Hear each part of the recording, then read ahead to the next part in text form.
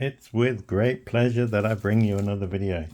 This is a laptop I ordered from eBay, and we're going back in time to when Lenovo laptops were kind of a bit more weird. This is, you might be able to guess if you're familiar with Lenovo ThinkPad laptops, but this is a Lenovo wait for it, 201. And you can tell when a laptop is old when it's got the actual sliding clips that you have to release. And there's no trackpad. There is just this little thing, nipple, touch device, and these buttons at the bottom. It was made for Windows 7. Someone's put two, not just one, but two Linux stickers on it. We've still got the original Windows 7 sticker, Lenovo Enhanced Experience, i5 sticker, blue enter key, and it's not been sort of modernized too much. So I've pressed the power button. Let's see if it works. Yep, we've got a screen. Active partition not found. I can't remember what the details of the listing were, whether it had a drive, has a drive. It sounds like it's got a hard drive in there. Sounds like it's spinning. Oh, and on the side we've got the old style power connector, not the square one. Not sure. I think I've got one of these, but I was getting ready to plug in a square one, and that won't fit. Square pegs do not fit in round holes. I've got a couple of USB. Hopefully that's USB 3, network VGA, and on this side we've got a modem port. Wow. USB, audio, Kensington lock, and it's still running even just off the battery.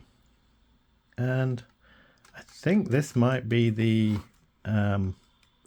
drive, so we might be able to take the drive out without having to disassemble the laptop.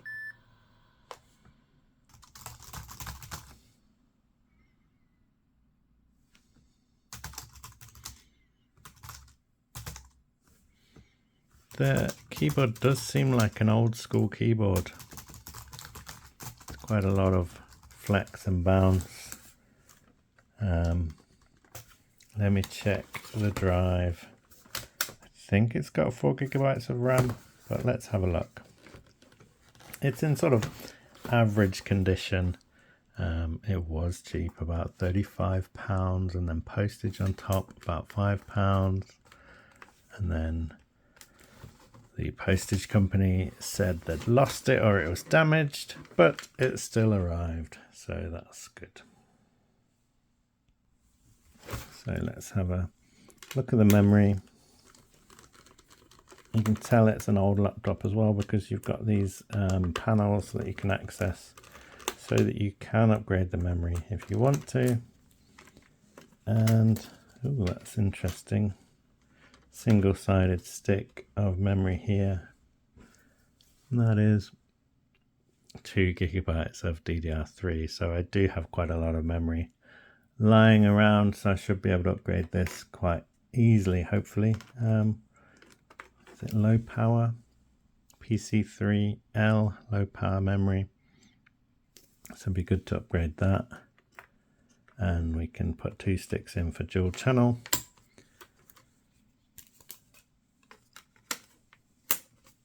And then in here, I think we'll have the drive. Does this need to come out all the way? Yes.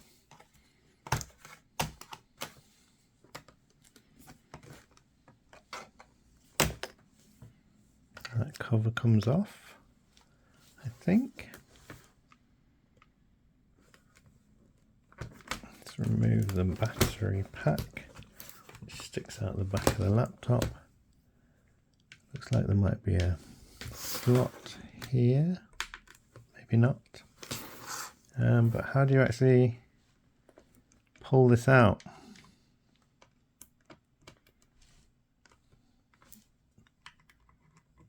Without damaging anything?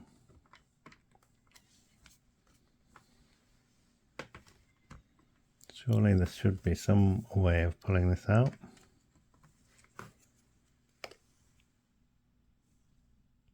So I resorted to a pair of pliers, grabbing this so that I could pull it out. So we've got a hard drive, as you can see, 320 gigabytes.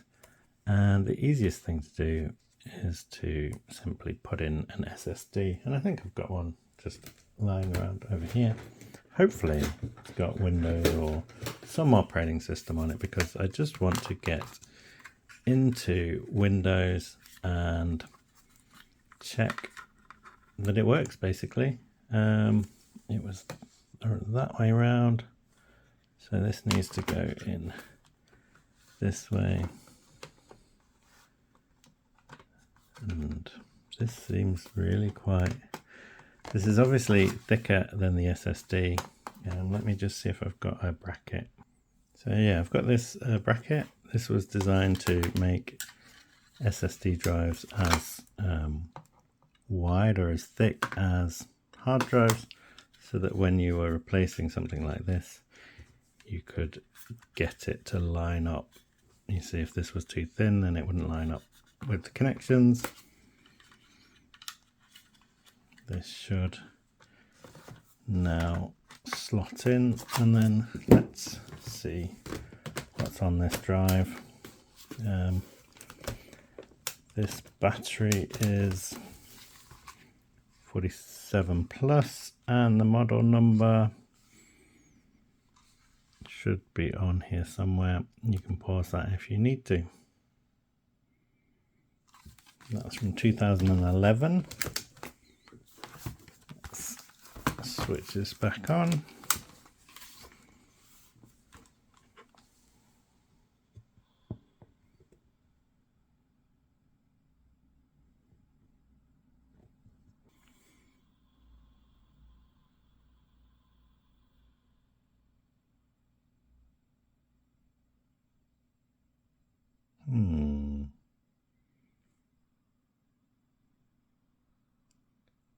What is going on here?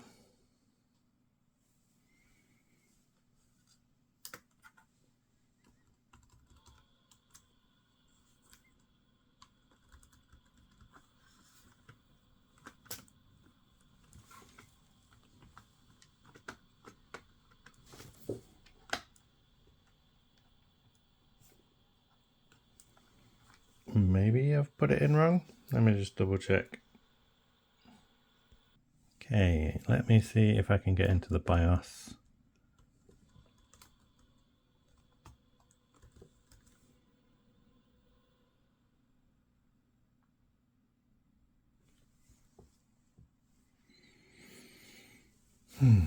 Let's try switching it off, switching it on, pressing F1.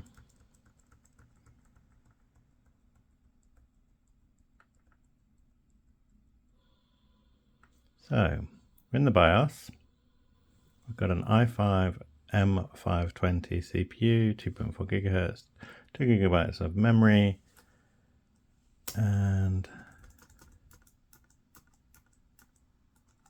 SATA. Shouldn't matter which one we're using.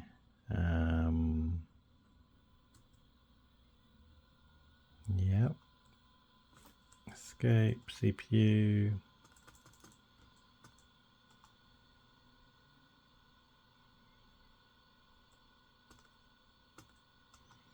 Date, time.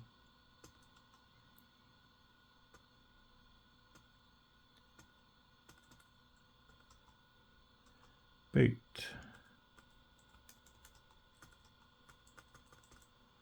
Should move this up.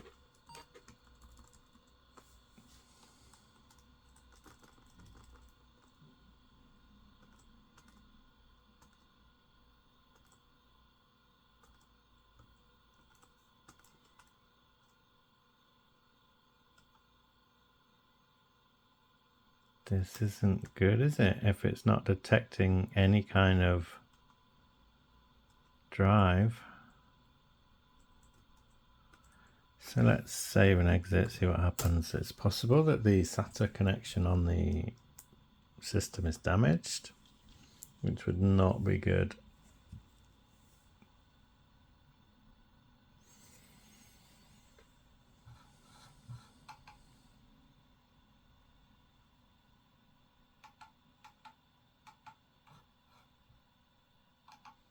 We're not getting anything, are we?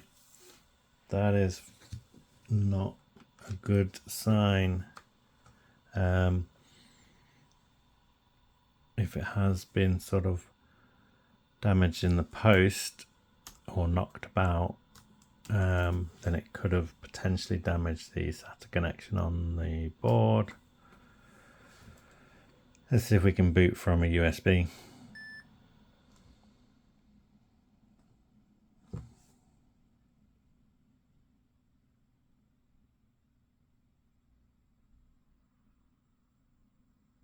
So yeah, we can boot from the Ventoy disk. Which of these is going to be the quickest? I can't quite remember. I think Lock OS is really quick.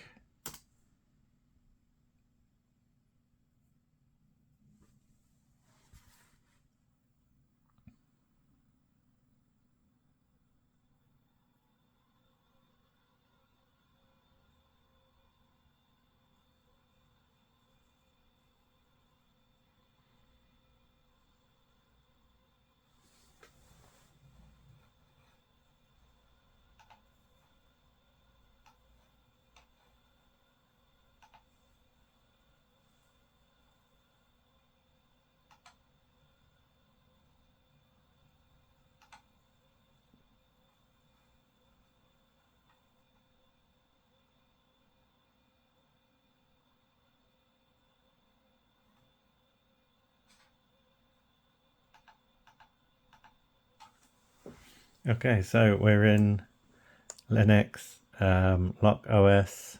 I think it's based on Anti-X, so it boots up really quickly. Can we get some battery information? I think they said the left click doesn't work, so I do need to plug in a mouse. Let's have a look if we can find some battery information. System.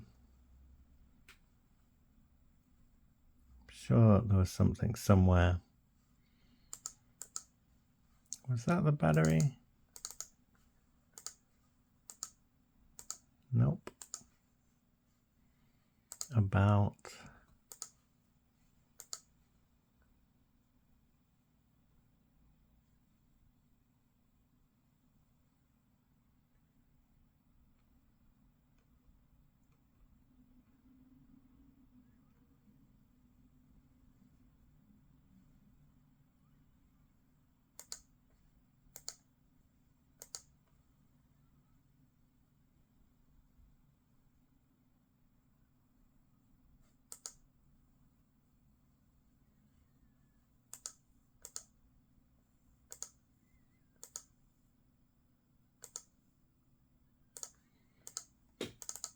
Let's have a look if this shows anything.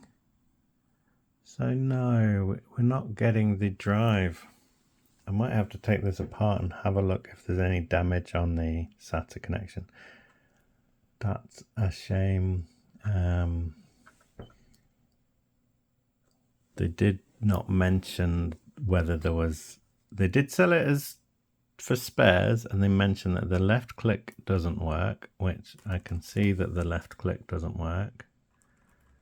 And they said the light for the keyboard doesn't work. The light's up here, and that would be a function button, but I don't know whether you would have to use that in the operating system, install the drivers for that. But yeah, not being able to connect a drive into this could be an issue that I'm going to have to try and work out.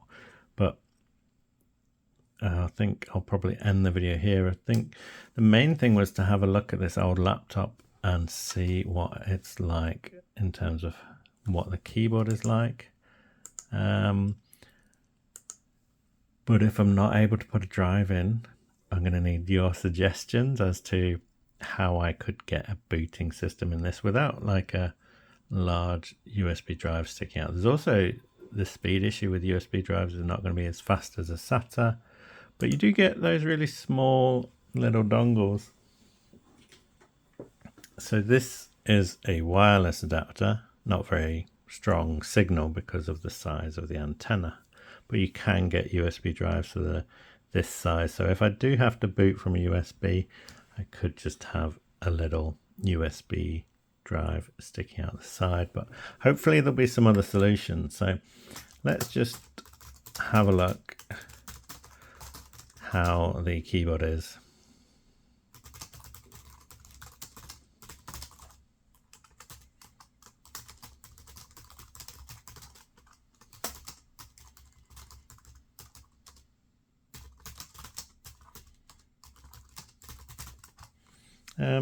Keyboard's quite nice.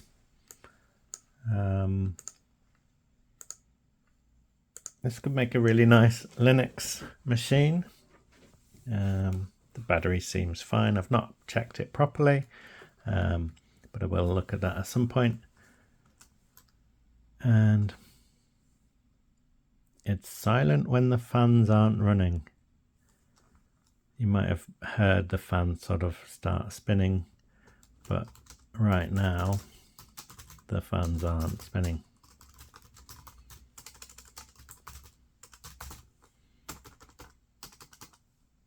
How loud is the keyboard? It's got a kind of rattle to it. Feels like you're typing on some old-fashioned machine.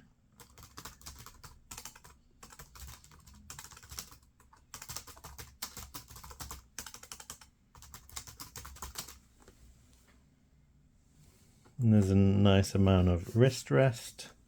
Not having a trackpad's quite a odd experience. This is okay actually. It's not too bad, but it's not going to give the kind of same control as a mouse.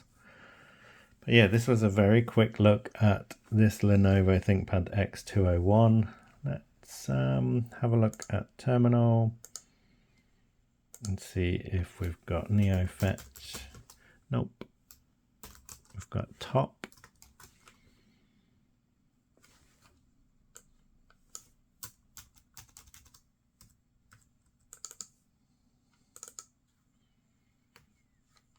But yeah, let's just end this video here. I'll have a look at this laptop in more detail in another video, and perhaps we'll compare it to some of the other ThinkPads.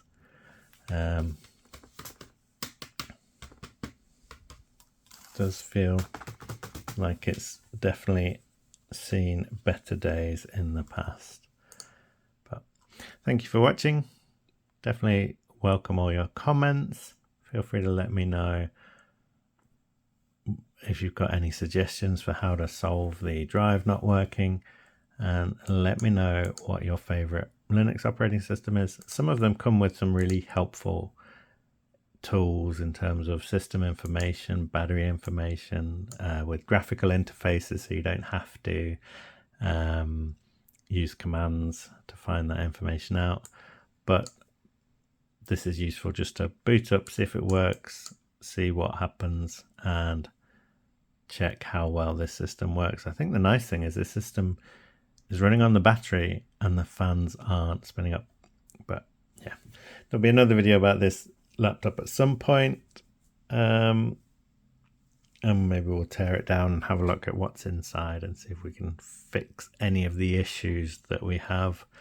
But yeah, really appreciate all your comments, and thank you for sharing the videos with other people, and thank you to channel members. See you in another video. Just had the idea of connecting the drive using this USB adapter, and then I can boot that way. And here you can see I'm booting into Windows. Obviously not a long-term solution having the boot drive outside like this, but it gives me the opportunity to have a quick look around the system using Windows 10, which I'm very familiar with and gives quick access to system information. So yeah. So I found a power adapter. I've got this booted off this USB and we're in Windows 10. So if we go to Task Manager, we can have a look at the CPU. Intel i5 M520 2.4 GHz, and that is 2 cores and 4 threads. So that's quite nice. We've got it running on 2 GB of RAM, and then the battery is at 1% because it's currently charging. But let's see if we can run a battery report. I don't know why the refresh rate is creating a bunch of lines on the video, but I'll see if I can fix that. So we've got a 1280 by 800 resolution screen, 60 Hertz. Not sure if I can change this and if that will make things better. That has not made any difference on the video. It's kind of ironic that I was talking about how you often have to run a command line to get the battery report. And you have to do the same in Windows, run a command.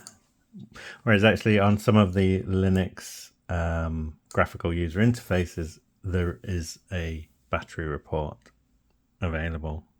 Just depends on the software that comes with the Linux distribution. Whereas in Windows, I have to type in power cfg / battery report.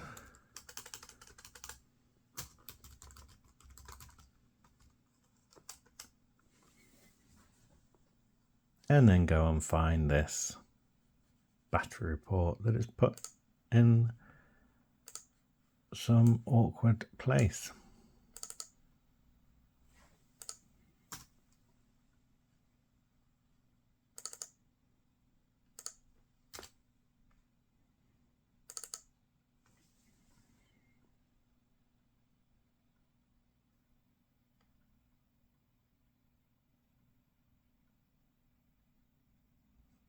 There's a little bit of sluggishness. So design capacity 96,000, full charge capacity 77,000. That seems a lot. That'd be interesting to see what that's actually like when it's fully charged and how long the battery lasts.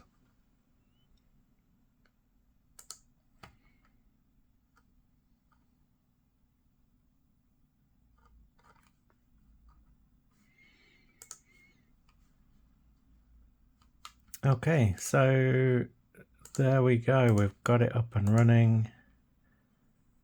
This USB connection is SATA 3. So we could have a quick look at how quick that is going to be. And this system could definitely do with more memory. But yeah, we'll just do this just because it's connected. It's not really a long-term solution. So still welcome your suggestions.